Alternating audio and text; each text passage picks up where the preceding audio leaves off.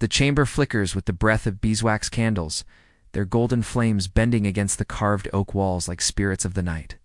Shadows ripple across the beams and tapestries, turning saints into watchful figures and flowers into shapes that seem to wilt and bloom with each sigh of light. In the center of this perfumed stillness, a woman stands before a copper mirror, its polished surface warped with age, reflecting not her soul, but her station. Her maid, kneeling low, tugs the long sleeves of a gown into place with a patience born from years of practice.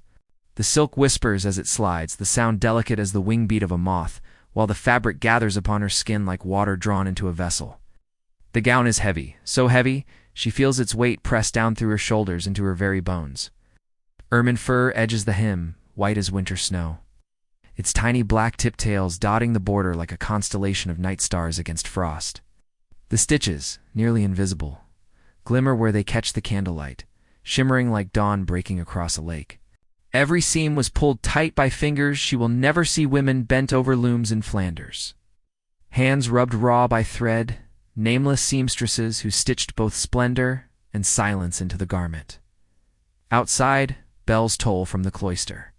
Their iron voices spill through the window, deep and sonorous, marking the rhythm of prayers she will not attend. Yet in this chamber, time bends differently. Each clasp her maid fastens, each veil pinned into place beneath a golden circlet, is its own liturgy, one of wealth, one of lineage, one of duty.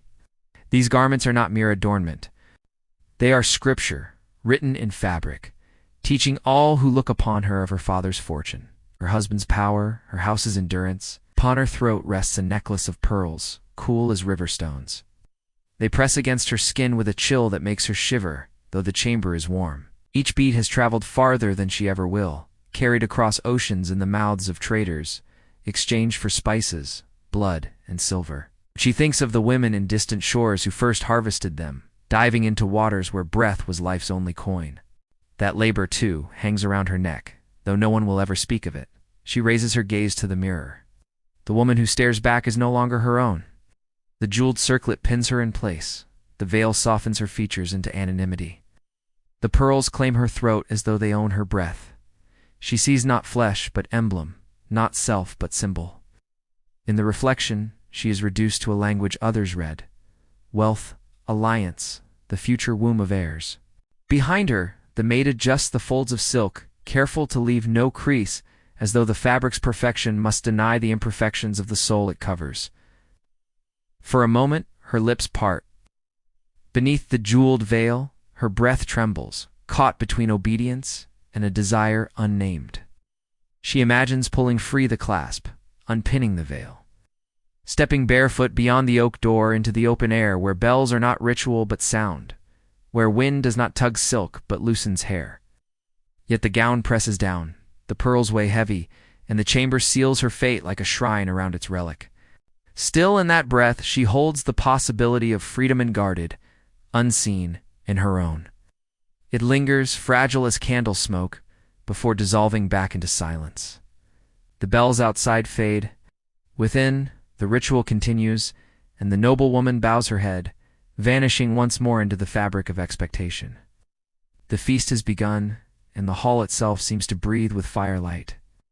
Torches line the walls, their flames bending in unison, gilding the carved beams above and casting rippling shadows over stone.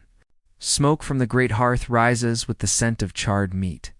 Mingling with spice-soaked figs, nutmeg, and roasted swan, its feathers long plucked, but its grandeur still intact upon the table. Trenchers of bread are laid out like offerings, their crusts split wide, steam curling upward like incense.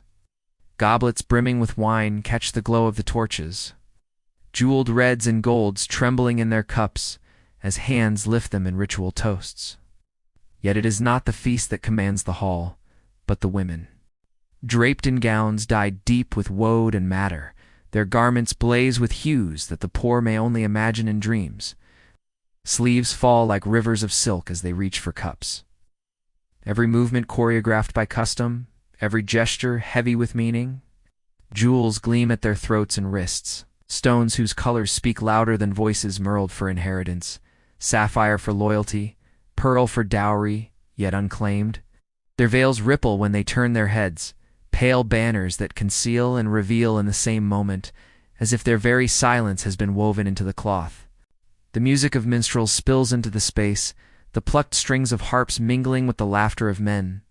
Songs of conquest echo between stone pillars, their words praising victories and power. While the women sit in radiant stillness, their armor hidden not in steel but in thread, clasp, and gold. For them, beauty itself is survival, a performance rehearsed with every stitch, every fastening of clasp and veil. It is armor softer than chain, yet no less binding. The fabric is heavy, yet it drapes them as expectation does, tender, suffocating, inescapable. They speak, but their words are not always heard. Instead, the language lies in the tilt of a necklace, the weight of a jewel, the chosen dye of a gown. The hall reads them as one reads a book of law, or a scripture-rich adornment carrying consequence. The men toast with voices loud and sure, claiming triumphs of land and sword, but the women hold within them other triumphs quieter, unseen, the triumph of enduring gazes, of concealing grief behind laughter, of moving within silken cages without faltering. A young bride sits near the end of the table, her cheeks flushed beneath her veil. She lifts her goblet, and the sleeve of her gown pools upon the table like a dark river, embroidered with gold thread that glitters in the light. She whispers a prayer into the rim of her cup, a prayer in Latin so soft it vanishes beneath the minstrel's tune. Yet in that breath, she claims a secret moment no jewel can declare, no gown can capture. The hall roars with toasts. The men drink deeply, their rings clattering against the cups. The women raise theirs more slowly, their movements refined, measured, almost sacred. And as the torches burn low, the silk listens. It remembers every heartbeat, every withheld word, every secret pulse beneath velvet and pearl. The feast will pass into memory, the songs into silence. But the garments will remain threads binding stories never told, jewels that sparkle with truths too dangerous to speak aloud. When the final goblet is drained and the music fades into ash and shadow, the women retreat into their chambers, carrying with them not just the weight of silk, but the echo of survival itself. And though the hall will sleep until the next feast, the veils will continue to ripple in the dark. Banners of both concealment and endurance, waiting for dawn to raise them again. At dawn, the market square awakens before the bells, its breath carried on the cool air of morning. The stones of the square, worn smooth by centuries of footsteps, glisten faintly with dew. Traders set out their wares with the rhythm of a ritual, baskets of onions tipped open, bolts of dyed wool unfurled like river currents, glass beads catching first light in trembling prisms. The voices of merchants rise in a chorus of many tongues, Flemish, Latin rolling over one another like tides against stone. Each cry is a summons, each bargain a thread in the tapestry of life that the market weaves anew with every sunrise. Through this tide of labor and barter move the women of nobility, their steps slow, deliberate, almost ceremonial. Cloaks part to reveal gowns dyed with costly hues, their pigments ground from distant roots and minerals carried by caravans across deserts. Their hymns trail against the cobbles, collecting dust as though even the earth itself would cling to them. Yet every stitch proclaims something beyond the body wealth. Rank, power worn, not as choice but as necessity. Veils float in the morning breeze, pale and weightless, their edges embroidered with threads so fine they shimmer like cobwebs in sunlight. The market, alive with song and clatter, falls into hush as the women pass. Merchants bow, their hands pressed to their chests, for these women are not simply buyers but visions. They move like living scripture, each ring and clasp a word, each jewel a proclamation. Gold glimmers upon their fingers, rubies flare like drops of blood that will never be shed in labor. Their presence transforms the square into theater. The marketplace becomes a stage, and every glance upon them a witness. Yet beneath the grandeur lies another truth, whispered in the language of cloth and stone. The clasp at a girdle may speak of a marriage pact. The embroidery of a veil may echo the arms of a house. The very jewel at a throat may remind all present of the wars and trade that brought it here. Even in the marketplace, where the air is thick with garlic, sweat, and the sweet dust of flour, their adornments weigh heavier than bread, their veils conceal more than hair. Among them walks a girl barely more than a bride.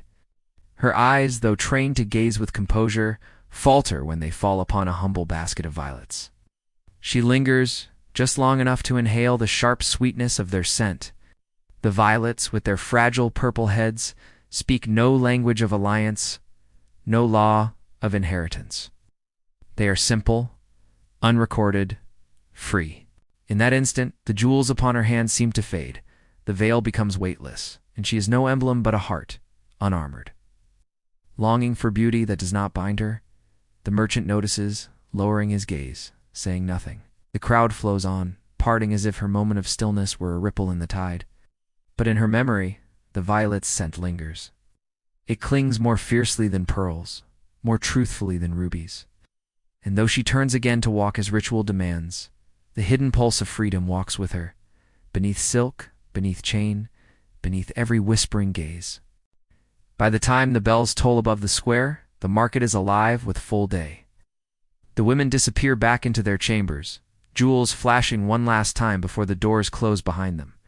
But the violets remain fragile, nameless, free waiting for any hand, noble or humble, to pluck them from the earth. The wedding chamber is hushed, steeped in a silence so thick it clings to the breath. The air smells of beeswax and incense, faint traces drifting in from the chapel beyond, where candles burn without rest.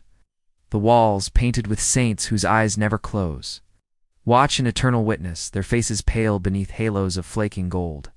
Within this sacred enclosure lies the garment that will shape a woman's fate, a gown of velvet, its hue, dark as storm clouds gathering over sea. Its edges gleam stiff with silver thread, woven in patterns that shimmer like lightning caught in cloth. It waits, folded upon the bed like an omen, like a seal awaiting the mark of flesh. The bride steps softly into the room. She does not come alone. Two young girls trail behind her, their hands trembling as they lift and carry the veil so long it spills across the floor in waves. A river of pale fabric moving as though it were alive. Their fingertips brush it reverently, as though touching a relic too sacred for their station. They dare not speak for silence. Here is part of the rite.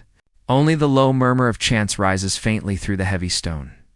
The priest's Latin words carried upward like smoke curling from a censer. The bride's jewels sway as she moves, each one set into her girdle with deliberate weight.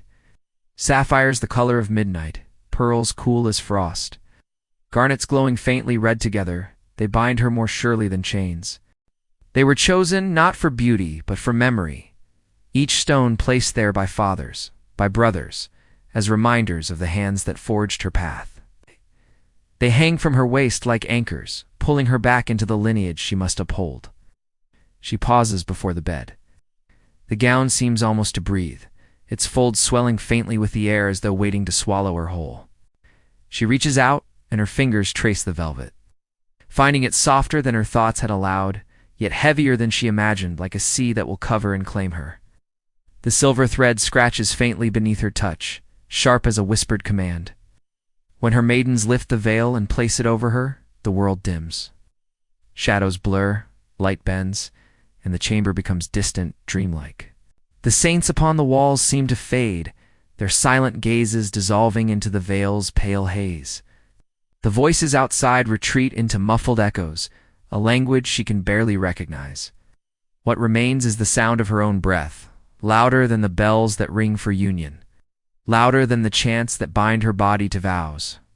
Beneath the veil, beneath the jeweled weight pressing upon her waist, she wonders whether her vows are stitched into the fabric itself, each thread binding her tighter than prayer. Each needle a stroke fastening her not only to a husband, but to a fate she never chose. The velvet feels less like garment and more like scripture, a holy text written in silver lines across her body, closing every door but one. Her hands tremble as the veil lowers fully across her face. And in that dimness between breath and silence, she realizes the truth. What the priest will speak aloud has already been spoken here in thread, in jewel, in fabric. The chamber has written her fate, and she must wear it. Yet as the door opens and the chant swells louder, she inhales once more, sharply, fiercely, as though taking into her lungs not incense but a fragment of freedom. It lingers there, fragile but alive, even as she steps forward into the velvet storm that awaits her. The cloistered garden breathes with summer. Roses bend heavy on their stems, spilling crimson petals into the air, while lavender stretches in long violet rows, its perfume rising like prayer to the sky. Bees hum at the edges of the stone paths, weaving between herbs planted by patient hands long before. And a fountain murmurs at the center, its water catching the sun in restless flashes. Beneath the arched colonnade, shadows fall soft and dappled, painting the women who gather there in shifting light. They form a circle upon the grass, their gowns brushing against one another, silks whispering with each movement, wools rustling low like leaves in wind. Their veils are tied with ribbons that quiver like wings, bright against the pale fabric, as if to remind them that even the heaviest cloth can tremble with the memory of flight. Some hum fragments of songs so old they have no author, lullabies and harvest hymns, their notes rising gently into the warm air. Hands are busy, braiding garlands of roses and lavender, weaving blossoms into one another, twisting stems until they hold fast. The air is sweet, but even here the glint of power intrudes. Rings cut sharp lines of light across the circle, jewels that dazzle against soft petals. Golden chains sway at their girdles, heavy reminders that this leisure is not freedom but pause, a breath stolen between duties. Each garland woven is more than decoration, is momentary rebellion, beauty made by their own hands rather than bestowed by men or purchased by gold. A falcon cries from the distant tower, its call slicing through the garden like a blade. Heads tilt upward, eyes following its flight across the sky. One woman lingers in her gaze, her veil catching sunlight so that her face becomes both hidden and revealed, half veiled, half free.